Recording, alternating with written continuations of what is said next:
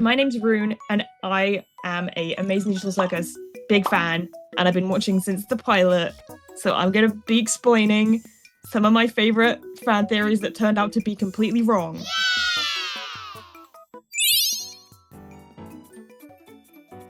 Wow. And I'm Faye, and I have only watched The Amazing Digital Circus once, the whole way through. It's because I made you watch it in my house. Yes, I did watch it. I think I watched episode 1 like maybe twice, but that was like back when it first came out, so it was ages ago. So I'm very surface level when it comes to Amazing Digital Circus fandom stuff. I've been pretty like closely watching the fandom since the start. Mm-hmm. For better and for worse, because sometimes they just be saying stuff, like, as you'll see. Like most fandoms. Yeah. I don't agree with a lot of it, of what the fandom says, but I've seen some pretty good takes, too. Okay. As someone who actually liked the last episode. Getting controversial already. I mean, wait, is that... I didn't realise that was a controversial episode. Yeah, a lot of people, like, hated the ending. Oh. I quite liked it. It was sort of what I was too. expecting. But yeah. Okay. I will explain Please some of these do. theories I've been seeing around in my amazing PowerPoint I made in roughly half an hour. Jax is It was really quick. Jax is really going through it in the background there. Yeah, I thought it was a good image. You look very handsome. Thank you. With my mog chin and whatever. Anyway, you ready for the first theory? Yeah. Wow! Yay! Wow. Okay, first theory. Jax is actually Scratch. Oh! So you know who Scratch is? Isn't he's like one of the like doors that gets shown, right? So Scratch is basically the person who made the circus. So Wait, we don't know what? that much about him. I didn't know that. Like, he works at the same company as Kinga, Right. and it explains in the plot briefly how he had like a brain tumor. Okay. And he was like basically dying from a brain tumor, so he made the circus basically. Well, it's more of a fan theory, but most people theorize he made the circus as a way to like preserve someone's like brain scan. Oh. I guess like so they can live on in the circus I see. after they die. Okay. So there are a couple theories going around, probably around like when a few episodes were out, like episodes 5 or 6. Uh-huh. People were theorizing that Jax was actually Scratch in disguise, and that's why he pressed like the red button to stay in the circus and everything, because obviously he wouldn't want to leave. Is that like dead the in real main life. is that like the main was it like evidence that they had was just that he pressed the button? That was one thing, and the other piece of evidence was that in the like episode where they're all in a bar and they're explaining their backstories a little bit, Yeah.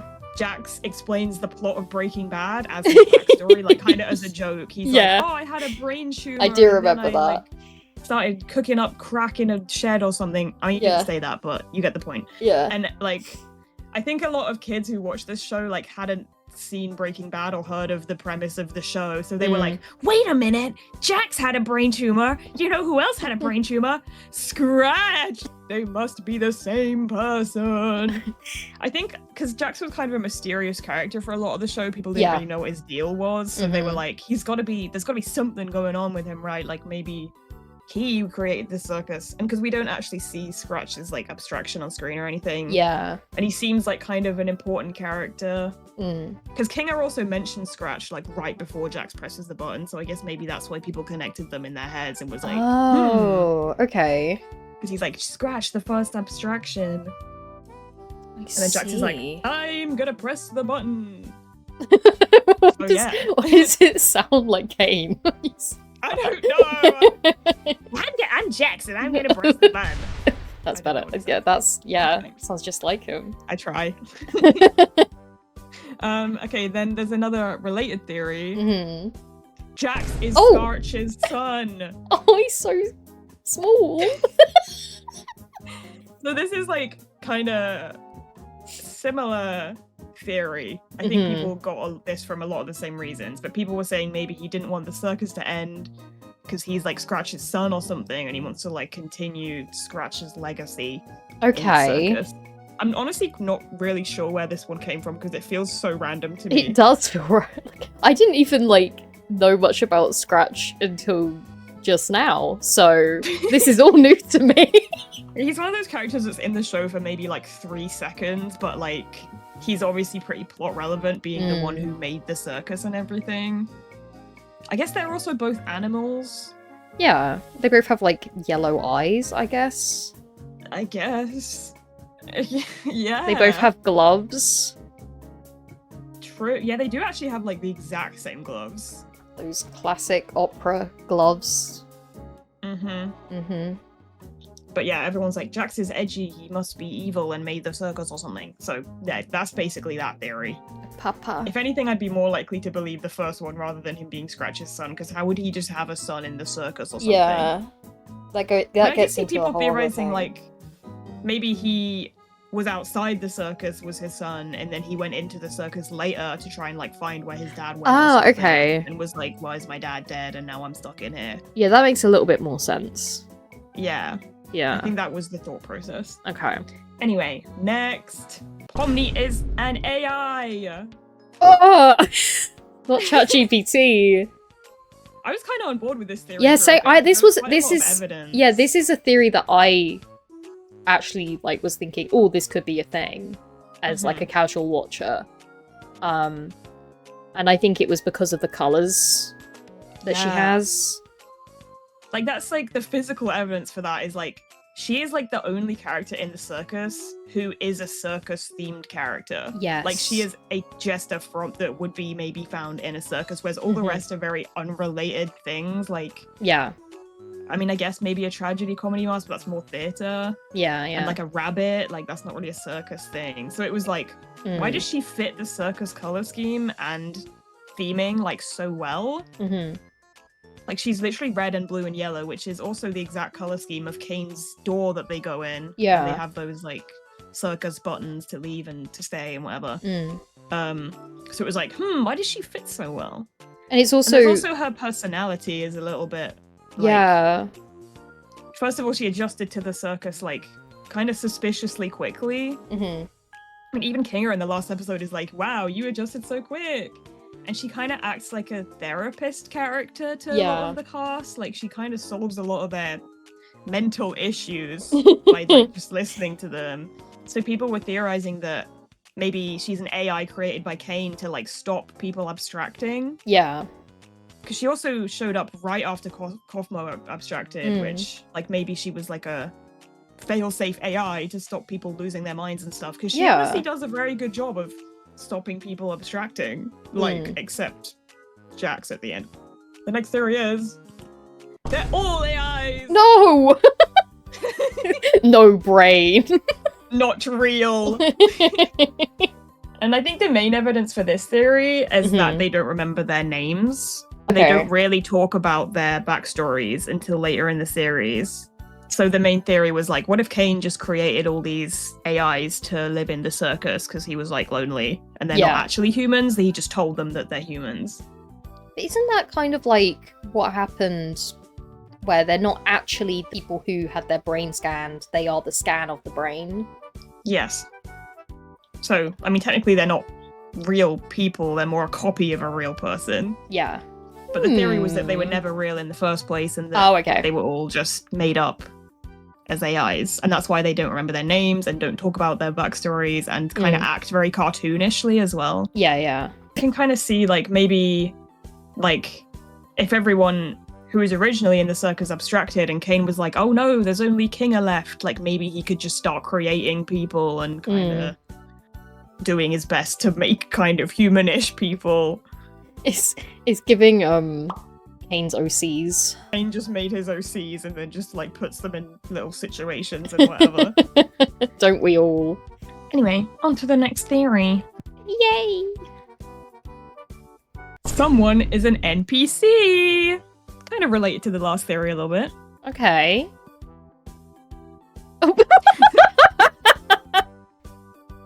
Who is that?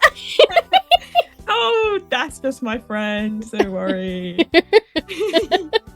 So the main evidence for this is obviously the NPCs in the show act really human. Like you wouldn't really be able to tell as a viewer. Like Gummy Goo could be a real person. Yeah. He acts that sentient. Also, right after he deletes Gummy Goo, Kane says, and I quote, "If I start losing track of who's a human and who's an NPC, who knows what could happen?" With a kind of ominous, like, it was a kind of ominous shot and like... Oh. It was kind of just implying that someone was an NPC, which now that the show's ended and that wasn't the case, kind of crazy line to put in there. But yeah, so there were theories that Kane had lost track of someone in the circus and that an NPC was like living among the people. Obviously, everyone thought it was Jax. Right. Because everyone thinks everything is Jax. Because I wouldn't, like, crazy. That surprises me, because I wouldn't have thought it would be Jax, because Jax is too, like, erratic. Like, I would have thought it'd be someone who's a little bit more, like, agreeable.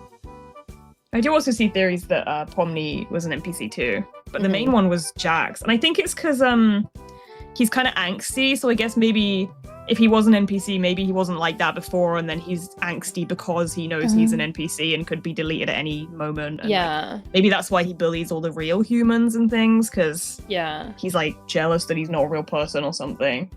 Could you clarify the difference between NPC and AI in Amazing Digital Circus, if there is a difference? I mean, AI is like Kane, I guess. Like, they're kind of like more advanced than an NPC. And it's also, in the AI theory, it's like they were deliberately created to be like that. Whereas the NPC theory is more, they were a character in an adventure that Kane accidentally lost track of. Oh, okay. NPCs are kind of just a little facet of Kane, I think, because he kind of makes everything in the circus. Whereas if they were a whole separate AI, they'd be like their own separate thing. Because the NPC theory is more like they accidentally got forgotten about, or Kane mixed them up or something. Yeah, yeah. Because he kind of implies that that could be a thing that happens when he says, like, if I start losing track of, like, who's a human, who's an NPC. Like, by saying that, he's kind of implying that either it is a feasible thing that could happen, or it has already happened, and he's, like, worried about that being the case. I mean, has anyone theorized that, like, one of the NPCs that they meet in one of the adventures is a human? No, but honestly, that's kind of fun. That actually does link into one of the other theories that's coming up. On to the next theory. Yes. Wow. Abel was actually real. See, I got very confused by this episode. Loki, same. It kind of is the theory you just mentioned about, like, a human being mistaken for an NPC, because that kind of is what he says happens. So basically, to summarize the plot of the episode, this mannequin, who's been in the back of a lot of previous episodes, like, people have been noticing him popping up, shows up and he's like, I'm actually, like, one of the creators of the circus, and you're all in cryogenesis pods or something, like, and we can go into Kane's office and press the button and then it will let us out. And he explains a bit about Kane and Abel and, like, the company and everything. And then they kind of believe him, and they believe that he was, like, a real person and everything. And then at the end of the episode, it turns out that it was all another adventure that was made up by Kane. Really messed up, by the way. I mean, I guess they wanted answers, so he's like, oh, I'll give you answers in a way. Yeah. And then Kane's like, yeah, none of that was real. Good thing you chose to stay. Even though that was just Jax. And then he deletes Abel. And then after this episode dropped, there were, like, the fan base was kind of torn over whether Abel was telling the truth. And Kane, like, noticed what was happening and was like, oh, poo, I gotta go in and pretend it was all an adventure to cover it up. So there was a theory that Abel was actually telling the truth and he was a real person. And Kane just deleted him and was like, that was an adventure, guys, haha. And then the other half of the fandom was like, no, obviously it is what Kane said, it's just an adventure. Like, what he says doesn't really make any sense with, like, the cryopods or whatever the hell. And I think the main evidence for Abel telling the truth was that when Kane deleted him, he like screamed, and like, okay, that could be his screams of pain as he's killed. Oh no! And then obviously the evidence on the other half that he was never real and he was an NPC, other than Kane telling you that that's the case, was that he was being really weird around Kinga, and like he didn't want Kinga to be involved in the adventure. Yeah, I remember that. Kinga to like be in the dark and everything, because he was like, me and Kinga are like awkward exes or something, and I don't want to talk to him. So obviously Kinga was one of the actual people in the company of Cain and Abel. So if he had just come along on the adventure and been sentient, he would have been like, girl, you're lying. And there's also when he says to Pomni at the end, like, make the right choice. That was a little bit off and weird. And people were saying like maybe his dialogue ran out, so he could just repeat the last line of what he said, and that's why it was really out of place. Because I thought it meant as in like he was like saying pick the right button to the right instead of the left one. Oh, that's such a good like interpretation. Because that's what I thought. But yeah, I think that's what Pomni thought it meant, like he was like hinting that they should stay or something. It added to the Pomni AI theory because everyone found it really weird that Pomni would even consider the choice to stay. Yeah. I mean, Pomni in that episode fully believed Abel was a real person and believed what he was saying and everything. So why would she get to the button and be like, guys, I don't know which one to pick? Like, I mean, even Zubel in the show was like, what are you on about? Like, just pick the leave button. I mean, I think when I watched this, I didn't really buy what Abel was saying because I was fully on board with the theory that they were all brain scans. Because, like, this ain't Sword Art Online, bro. Like, I don't... Kirito just pops up. Me and most of the fandom were quite set on the idea that they were copies of the real-life versions. Like, this, it's called the Soma theory. I think I've got more theories. I actually can't remember. Yes, I do have more theories. Okay, we're not done.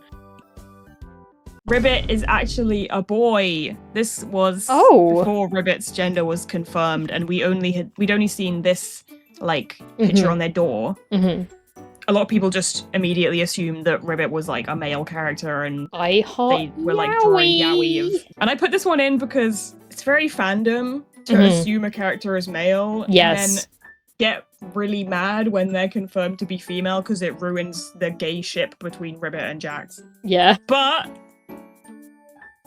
psych, it turns out they're lesbian. Jax, Ribbit, Yuri. Because I saw a lot of people posting on like TikTok being like really disappointed that Ribbit was a female character instead of male. Because they were like, I ship Jax and Ribbit and now I'm disappointed. Bit strange, honestly. But I'm, for one, really happy that Ribbit is a female character because I think she's really awesome. I think she's cool. I mean, we only see a little bit of her, and the idea of people like just shipping is because they're shipping the concept of the character before actually knowing the character. That's so true. Like, because they've seen one image of Ribbit, they've had this whole idea in their head of Ribbit's personality, Ribbit's gender, Ribbit's like how their dynamic with Jax. So I guess anything different from that is going to be kind of like you're setting yourself up for disappointment if you know, base a character off of just an image and like subtle like getting context really clues. invested in a character to the point where you're getting mad that in the canon they're different from how you imagine them. I fear you need to take a step back. Just make some OCs at that point. True. Just make an OC. Make Bibbit. Bibbit! Bibbit, the boy frog in the circus. Bibbit with the B for boy. Next theory. Jax hit Gangle with his car. I think this is true. This theory is so funny. I can kind of see why people might theorize this, to be honest. Yeah, I mean, I do. Basically, the evidence for this theory is it was heavily implied in the plot that Gangle got hit by a car at some point, and that it was maybe connected to how she got in the circus in the first place. Because there's the Spudsies episode where she ends up falling into the road and getting hit by a truck. And then this really linked up well with the real life scenes we saw of Jax in like his little flashes of abstraction, where he's like driving a car along the road. And then there's also, this is a bit later on, but we do get a flash in episode 9 of Jax in like a car crash. So a lot of people made the connection between Jax driving a car, Gangle getting hit by a car, and Gangle being like relentlessly bullied by Jax. Mm-hmm. And I guess the obvious connection there is like Jax hit Gangle with the car. Because I believe this. Funny. I believe this as well. It's just the way that they had too many things to do with cars and crashing into people. Like, it just felt like it was gonna be connected in some way. I don't know if I believe this theory, because I think it's definitely something they overlooked. Because obviously Jax being in a car crash, it looks like he just overturned the car. And obviously Gangle joins the circus after Jax as well. So the timelines don't really match up. I think it's kind of funny that there's no evidence it didn't happen. I mean, I didn't think it would be a thing of like they both got into the same car crash and then immediately like transported into the circus or something like that. I just thought it was like a potential like background thing of like Jax feeling guilty that he like ran someone over or did like a hit and run, and then Gangle was like traumatized from it because she got hit by a car. So but like survived it, and then like they don't realize but they're actually, you know, the same people, and it's like kind of weirdly like sad that, you know, Jax bullies Gangle even though he could have hit her with his car once. Because in my head it's kind of implied that that's how they got into the circus. Because Scratch was developing the brain scans for like medical use. Oh, okay, because he had a brain tumor, that's why he was developing this like brain scan technology. So it's kind of not too out there that maybe they tested this brain scan technology in the hospital. Okay. And that would make sense why Gangle and Jax, both of whom are shown to be injured and probably needed hospitalization after that. Like, it's not like a crazy theory that maybe they had a brain scan in the hospital and that's how they got into the circus.